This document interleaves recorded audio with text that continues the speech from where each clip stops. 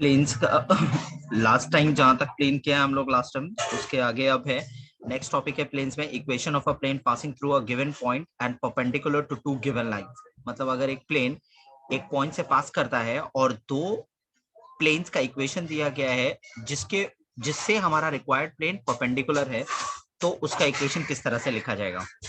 Guys ये भी बहुत ही आसान, और जैसे हम लोग प्रीवियसली ऑलरेडी किया, देखो इफ यहाँ पे लिखा find the equation of the plane passing through the point this, ये पॉइंट से मेरा प्लेन पास करता है, राइट। तो अगर आपको पता है कि जिस पॉइंट से आपका प्लेन पास कर रहा है, तो आप ले सकते हो let equation of a plane passing through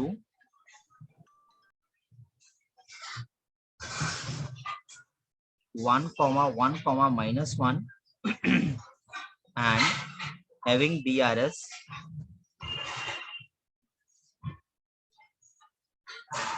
ABC।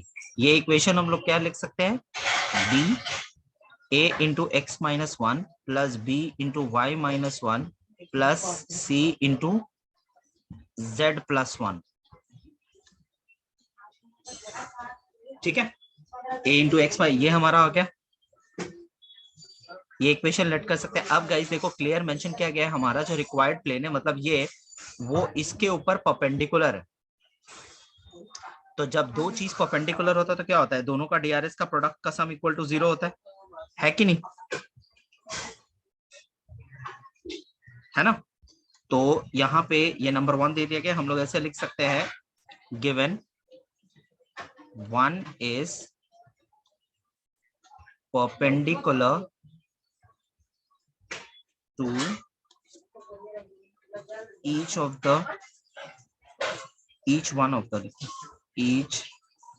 one of the planes x plus 2y plus 3z minus 7 equals to 0 and 2x minus 3y plus 4z equals to 0।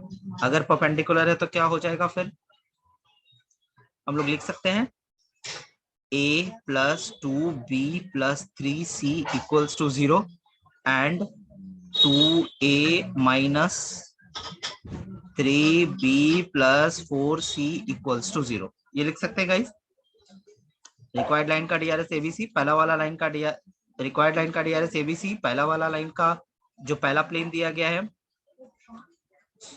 उसका डीआरएस है 1 2 3 और दूसरे वाले का है 2 2 माइनस 3 4।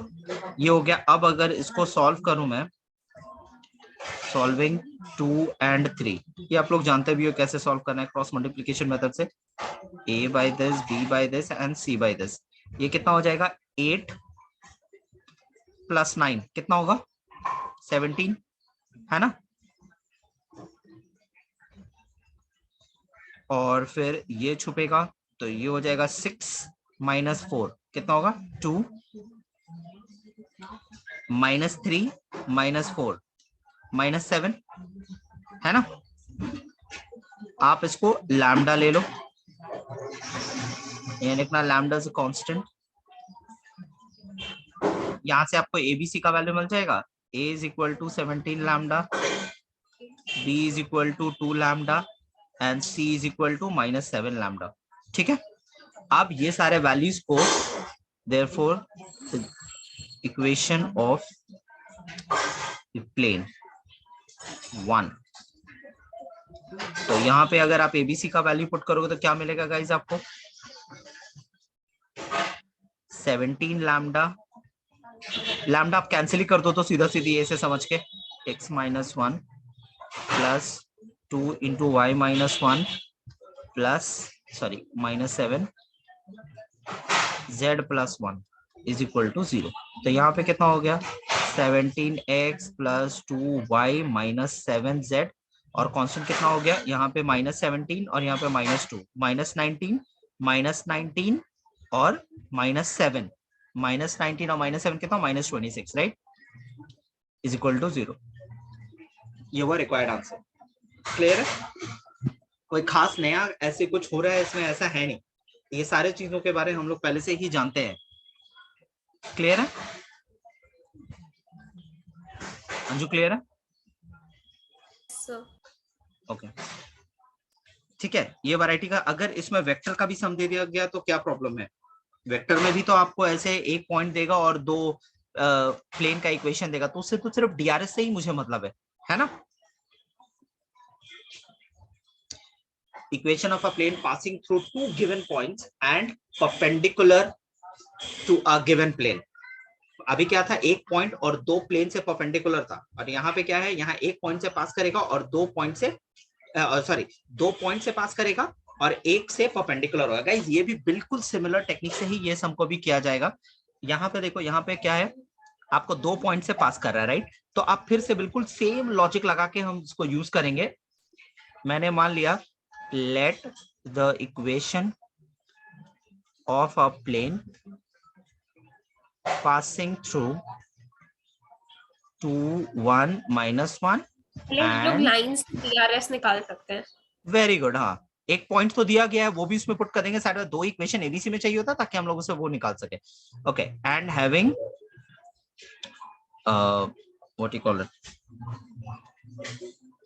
हैविंग डीआरएस एबीसी, तो ये क्या हो जाएगा, 8 times of x minus 2 plus b times of x minus 1 plus c times of x plus 1। ये हमारा आ गया, ये इक्वेशन हो सकता है हमारा। ओके अब क्या है गाइस, ये जो पॉइंट है, ये जो पॉइंट है, ये पॉइंट तो इसके ऊपर ही लाई करेगा, क्योंकि मेरा प्लेन जो है वो दोनों पॉइंट से पास कर रहा है। तो ये पॉइंट के हेल्प से मैंने इक्वेशन लिखा, तो ये पॉइंट भी तो इसको सेटिस्फाई करेगा, है ना? तो -1 3 4 लाइज ऑन 1, देयरफॉर ये कितना हो जाएगा, ये हो जाएगा -3a, और 3 पुट करूं तो ये हो जाएगा 2b, और 4 पुट करूं तो ये हो जाएगा 5c इज इक्वल टू 0। ठीक है, ओके। और क्या बोला है, जो तीसरा वाला प्लेन, ये जो एक प्लेन का इक्वेशन दिया है उससे मेरा रिक्वायर्ड प्लेन परपेंडिकुलर है। इसका मतलब क्या हो गया, एबीसी और इसका डीआरएस का प्रोडक्ट का सम इक्वल टू 0 होगा, है ना? 1 is perpendicular to x minus 2y plus 4z equals to 10। Therefore ये कितना हो गया, ये हो गया हमारा a minus 2b plus 4c equals to 0। Guys क्या ये प्रीवियस सम की तरह नहीं हो गया? 1 -2 4। हाँ, तो 1 -2 4 और रिक्वायर्ड लाइन का, रिक्वायर्ड प्लेन का डीआरएस है एबीसी, तो उन दोनों का प्रोडक्ट का सम इक्वल टू 0 कर दिया मैंने। नंबर 3 इक्वेशन बना उससे। ठीक है, अब सॉल्विंग 2 एंड 3, बस ये प्रीवियस सम की तरह नहीं है। 2 और 3 को सॉल्व करो तो a को a के नीचे रखोगे तो अब क्या आ जाएगा, ये यहाँ पे आएगा आपका 8 प्लस 10 18, b कितना होगा 5 प्लस 12, 5 प्लस 12 कितना 17, और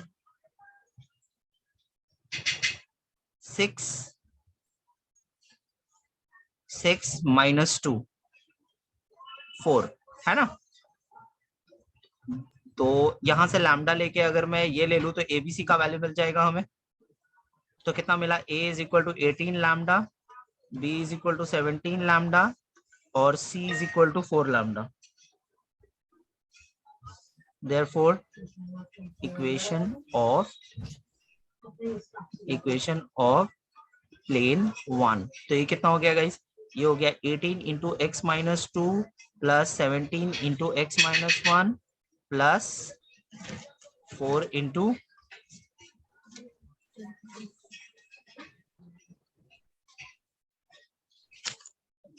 क्लियर है? अब यहाँ पे कितना हो जाएगा, ये 18x प्लस 7, सॉरी गाइस ये y होगा, मैंने x लिख दिया गलती से, ये z है। यहाँ पे भी आप लोगों ने कुछ बोला नहीं मुझको, y -1 होगा, z +1 होगा ना, यहाँ पे भी करेक्शन कर लो। 17y प्लस 4z -36 -17 और प्लस 4 कितना होगा गाइस?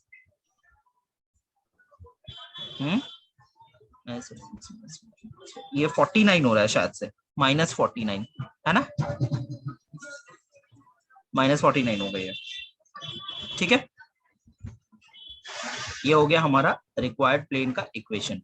इसके बाद एक और सवाल पूछा है, also show that the plane thus obtained contain the line this. Okay, बोल रहा है कि हमारा जो प्लेन आया है वो प्लेन इस लाइन को कंटेन करता है, ये हम लोगों को दिखाने को बोल रहा है। ठीक है,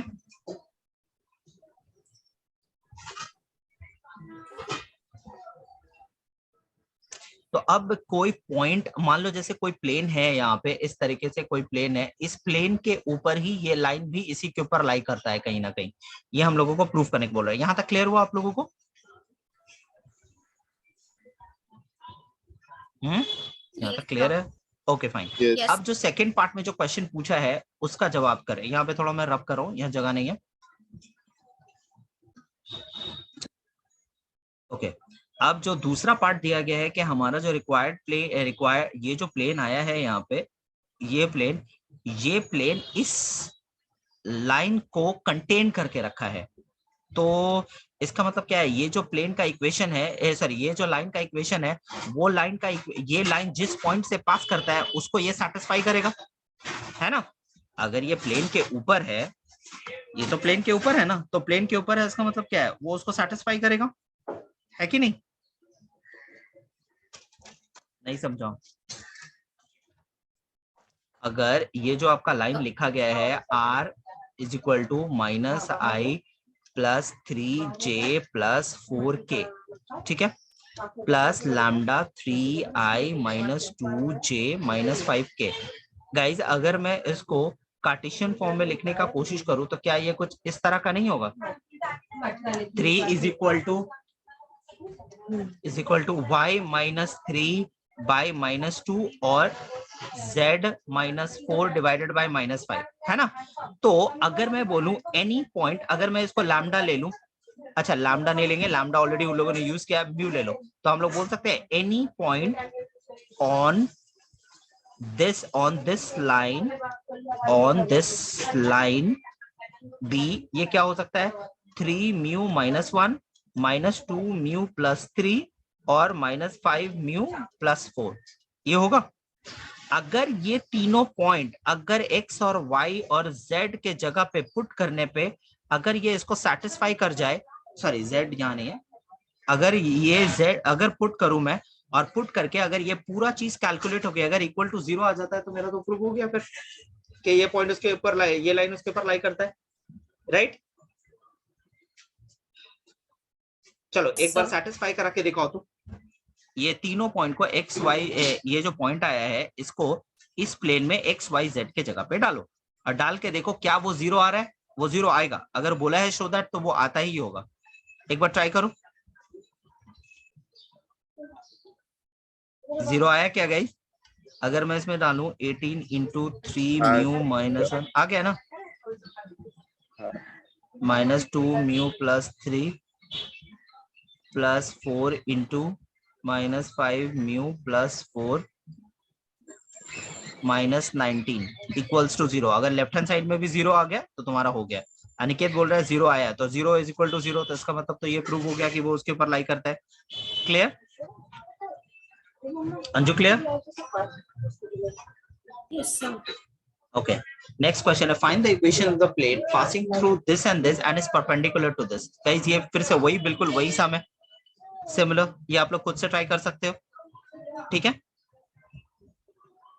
Equation of a plane passing through a given point and parallel to two given vectors or lines, ठीक है। एक प्लेन का इक्वेशन जो एक पॉइंट से पास करता है और दो लाइंस या वेक्टर से पैरेलल है, ठीक है। Okay,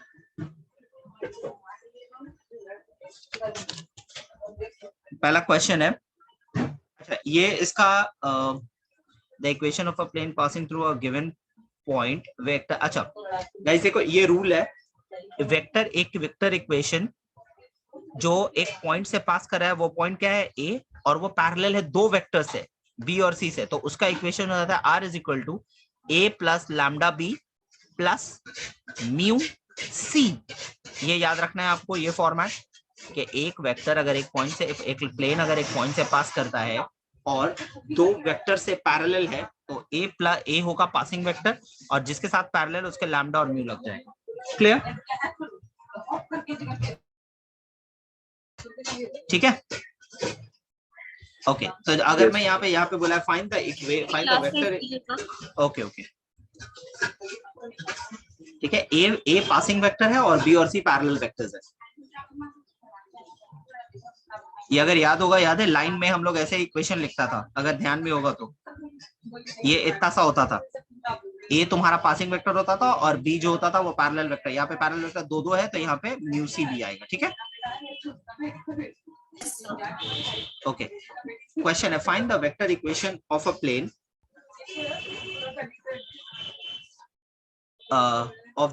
find the vector equation of the following plane in scalar product form। Scalar product form का मतलब क्या होता है गाइस? स्केलर प्रोडक्ट फॉर्म का क्या मतलब होता है? स्केलर प्रोडक्ट फॉर्म का मतलब क्या होता है?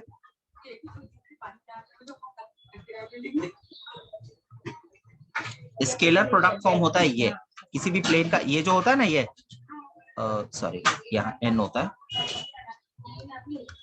a डॉट n है ना, इसको बोलते हैं स्केलर प्रोडक्ट फॉर्म।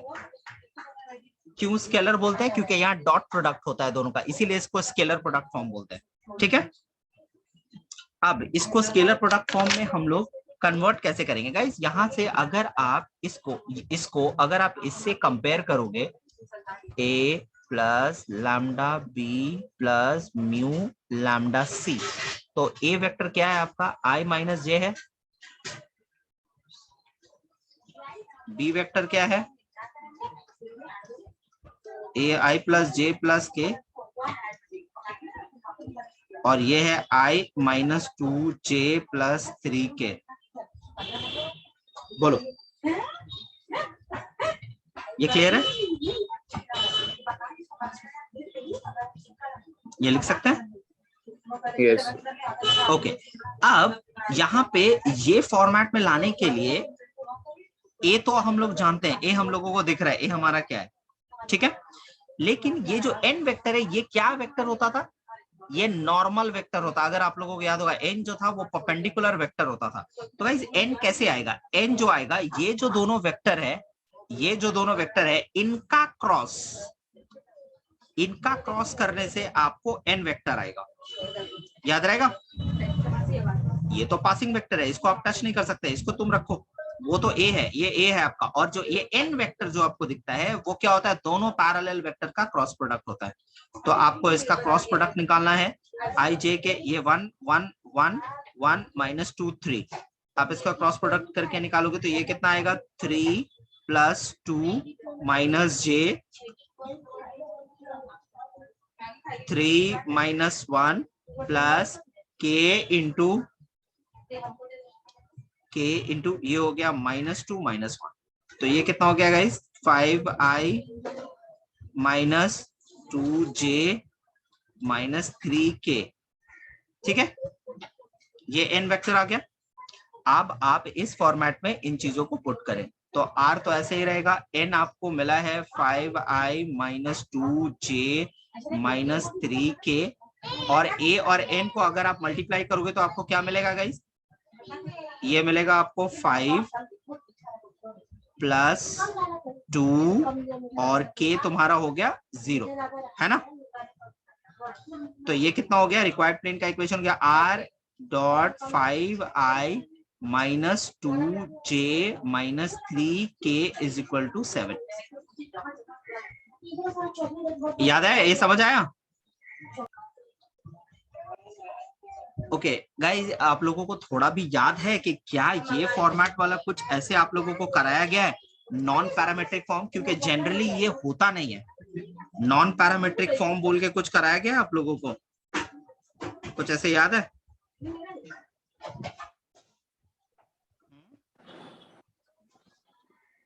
प्लेन्स का कोई नॉन पैरामेट्रिक फॉर्म बोल के आप लोगों को कराया गया है?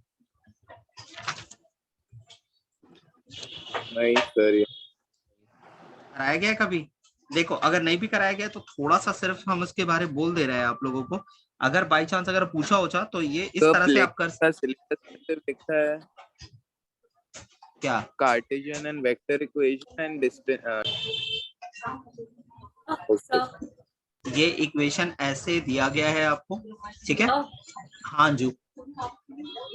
Direction cosines, direction ratios of line joining 2 points, Cartesian equation, vector equation of a line, coplanar and skew lines, shortest distance between two lines, Cartesian and vector equation of a plane, distance of a point from a plane. इतना ही आ रहा है। तो distance of a plane का क्या है ना, जैसे Cartesian और vector equation of a plane, यहाँ पे क्या है, यहाँ पे देखो एक वेक्टर है ए वेक्टर क्या है आपका, जो पासिंग वेक्टर होता है वो हमारा ए वेक्टर होता है ना? जो पासिंग वेक्टर होता है उसको हम लोग ए वेक्टर बोलते हैं। अगर ये पूरा एक्सप्रेशन को अगर मैं रीराइट करूं, ये पूरा एक्सप्रेशन को, क्योंकि ये जो बाहर में आई जे के ऐसे लिखा होता है ना, ये जो आई जे के इस तरह से लिखा होता है, ये हमारा इक्वेशन कुछ इस तरह लिखना हमें एक्चुअली अलाउड ही नहीं है। ये मैंने क्यों लिखा है ये मुझे समझ ही नहीं आया, ये क्वेश्चन का पार्ट नहीं है, ठीक है? ये यहाँ पे कहाँ से आया, ये क्वेश्चन का पार्ट नहीं है एक्चुअली, ठीक है? तो अब क्या है, यहाँ पे अगर मैं इसको रीअरेंज करूं, जैसे आई वाला को पूरा कलेक्ट करूं, सॉरी विदाउट जो तुम्हारा ये आई जे के, सॉरी इसको अगर मैं रीराइट करूं, एस और टी को मैं कलेक्ट करूं, और विदाउट एस और टी वाला जो पार्ट है अगर मैं उसको कलेक्ट करूं, तो क्या ये कुछ इस तरह का होगा, आई plus 2j plus 3k, S वाला क्या होगा, आई माइनस जे माइनस 2k, और टी वाला आपका क्या हो गया, माइनस आई प्लस 2k, ये होगा। अगर इसको मैं रीअरेंज करूं तो एस वाले सारे पार्ट को कलेक्ट कर लिया, टी वाला सारे पार्ट को, S as alpha and T as gamma, then पहला वाला A वेक्टर हो जाएगा, दूसरा वाला B, तीसरा वाला C। एग्जैक्टली ये ए हो गया, ये आपका बी हो गया, ये आपका सी हो गया। तो पैरामेट्रिक फॉर्म में निकालने के लिए आपको एक एन चाहिए, तो एन के लिए हम लोग क्या किया, अभी बी और सी को क्रॉस करते ही आपको एन आ जाएगा, और ए वेक्टर तो ऑलरेडी आपके पास है, आप इस फॉर्मेट से लिख दो उसको, r dot n is equal to a dot n, खत्म, यही था ना? इससे आप इक्वेशन लिख सकते हो जैसे अभी किया हम लोगों ने, ठीक है? ये कंप्लीट कर पाओगे आप लोग? Find the vector equation of a plane. ओ अच्छा, ये क्वेश्चन 2 बार मैंने टाइप किया है शायद से, नहीं, s माइनस 2t, अच्छा ये दूसरा इक्वेशन है। तो गाइस ये जो दूसरा इक्वेशन है इसको भी हम लोगों को रीराइट करना पड़ेगा, है ना? प्रीवियस वाला सही किया है मैंने क्या? नहीं, प्रीवियस वाला, पिछला वाला रॉन्ग ही है पूरा, इसमें वो है ही नहीं हाँ, थर्ड। हाँ, वो ये वेक्टर है ही नहीं, ये एक मिनट, ये वेक्टर जो यहाँ पे जो लिखा गया है, अगर इसको मैं आई जे के ये लॉजिक वही है, इसको अगर मैं ब्रेक अगर मैं इसको ये करूं, आई जे के अगर इसको मैं कलेक्ट करूं, ओ अच्छा ये मैंने ठीक ही लिखा था, ओ अच्छा इसको ये ठीक ही लिखा हुआ है, ये इसको ऑलरेडी अरेंज कर दिया था मैंने शायद से, है ना? r इज इक्वल टू 3, देखो ये सही है एकदम, ये बिल्कुल सही तो ऑलरेडी किया हुआ था। तो तुम्हारा ए वेक्टर था ये था तुम्हारा बी, और ये था तुम्हारा सी, राइट? ये ऑलरेडी अरेंज था, क्लियर है अंजू? इसको अगर आई जे के इसमें अरेंज करोगे एस और टी को कॉमन लेके, तो ये बिल्कुल ऐसा ही होगा। बात समझ आया? ये ए vector, B vector, C vector समझ आ गया? Yes sir. सिमिलरली यहाँ पे भी देखो गाइस वही चीज है, यहाँ पे भी आपको विदाउट एस और टी वाला पार्ट को पहले कलेक्ट कर लेना, फिर एस वाला फिर टी वाला, क्लियर है? हो जाएगा ये भी। इसको अगर मैं अरेंज करूं तो ये अरेंज कैसे होगा, r इज इक्वल, इसका अरेंजमेंट कैसे होगा, इसका अरेंजमेंट हो जाएगा r plus 2j plus 3k, हाँ i plus 2j plus 3k plus s into I minus j minus 2k plus T times of minus I plus 2k। ठीक है, ठीक है, ये आपका ए, ये आपका बी और ये आपका सी। ठीक है,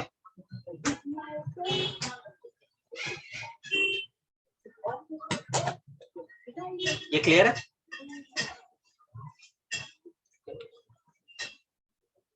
okay, equation of a plane parallel to a given plane. ठीक है, एक इक्वेशन ऑफ अ प्लेन लिखना है जो पैरेलल है एक गिवन प्लेन के।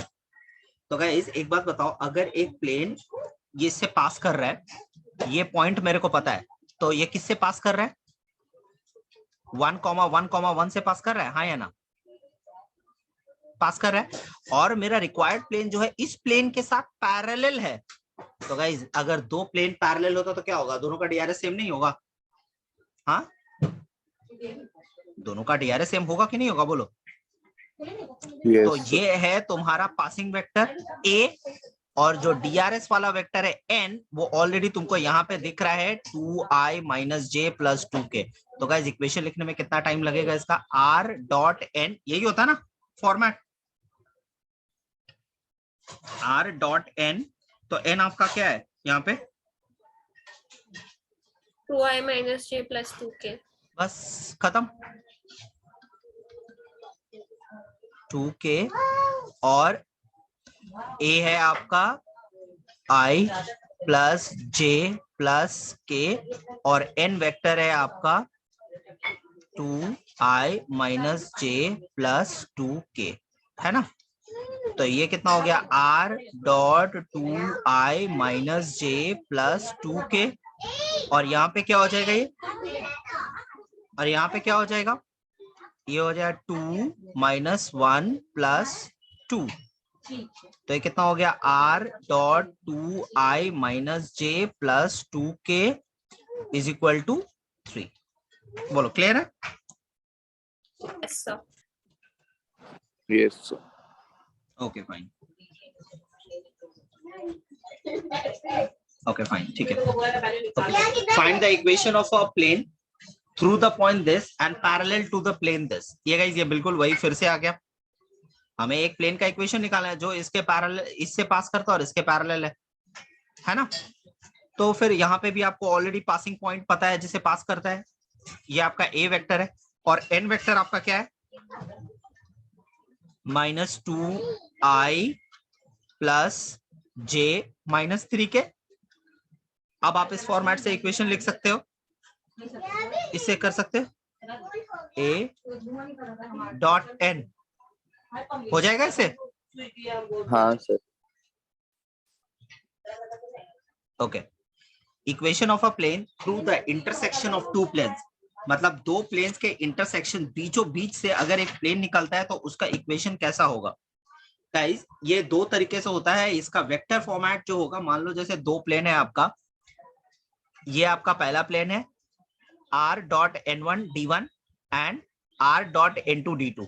ठीक है, तो जो इंटरसेक्शन से पास करने वाला प्लेन होगा वो होगा r dot n1 minus d1, मतलब आप इसको इधर लेके आ जाओ, r dot n2 minus d2 lambda के साथ इज इक्वल टू 0। बात समझ आ रहा है? और आप ऐसे भी कर सकते हो r dot n1 plus lambda 2, मतलब उसने n वाला पार्ट को आप कलेक्ट कर सकते हो और जो d वाला पार्ट है आप उसको दूसरे तरफ ले जाके रख सकते हो। नहीं समझा अंजू? नहीं समझी? वापस एक्सप्लेन कीजिए। बाबू देख, इसको तुम क्या लिख सकती है? r dot n1 minus d1, और इसको आप क्या लिख सकते हो? r dot n2 minus d2। ठीक है, ये लिख सकते हैं। तो जो इक्वेशन होगा वो होगा आपका कुछ इस तरीके का, r dot n1 minus d1, मतलब ये वाला pair, plus lambda into this is equal to 0। देख पा रहे हो? This plus lambda, sorry Anju, arbitrary constant मतलब? आर्बिट्री कांस्टेंट मतलब एक तरह का कांस्टेंट और कुछ नहीं। लैम्डा कांस्टेंट ही तो होता है। अगर हम लोग स्ट्रेट लाइन का इक्वेशन लिखते हैं तो क्या लिखते थे अंजू? ए प्लस लैम्डा भी नहीं लिखते थे, तो वहां लैम्डा जो होता था वो आर्बिट्री कांस्टेंट होता था, कोई भी एक कांस्टेंट नंबर, आर्बिट्री मतलब एनी कांस्टेंट नंबर। क्लियर है? आप इस तरह से इक्वेशंस को लिख सकते हो, या फिर आप इसको अगर थोड़ा सा सिंप्लीफाई करोगे, इसको आप अगर थोड़ा सा सिंप्लीफाई करोगे तो देखो आप क्या कर सकते हो, आर वाला पार्ट को कलेक्ट कर लो, तो आर वाला पार्ट को कलेक्ट करोगे तो आपको क्या मिलेगा, n1 प्लस लैम्डा n2 मिलेगा। देखो यहां से और यहां से इज इक्वल टू d1, इसको आप राइट हैंड साइड में लिखा हो तो d1 और प्लस लैम्डा d2, ये होगा।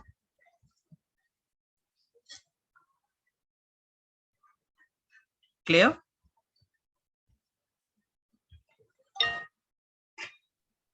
Yes, sir. ओके इसके बाद देखो, अगर इसी का कार्टेशियन फॉर्म दे दे, आपको दो प्लेन का इक्वेशन दे दिया, ये पहला प्लेन है और ये तुम्हारा दूसरा प्लेन है, ठीक है, तो इसका हो जाएगा पहला प्लेन प्लस लैम्डा इंटू दूसरा प्लेन इज इक्वल टू 0। लेकिन इतना इंश्योर करके रखना जो प्लेन का इक्वेशन आपको दिया गया उसका राइट हैंड साइड में 0 हो।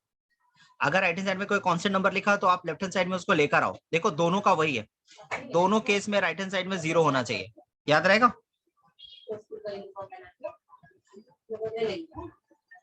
बोलो।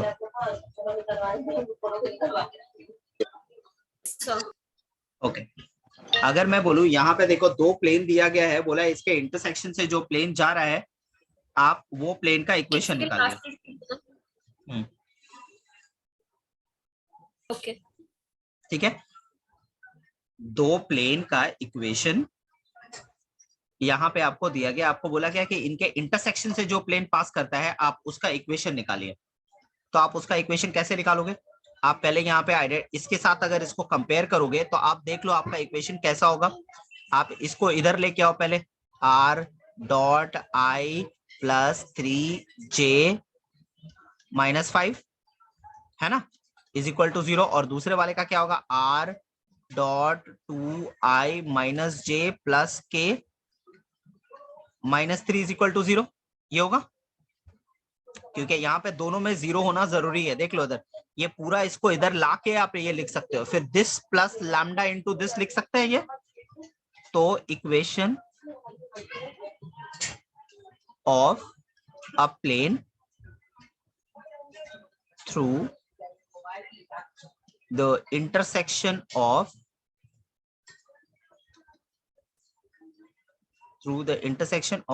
द गिवन प्लेन्स, ये क्या हो गया, r dot i plus 3j minus 5 sorry plus lambda into r dot 2i minus j plus k minus 3 equal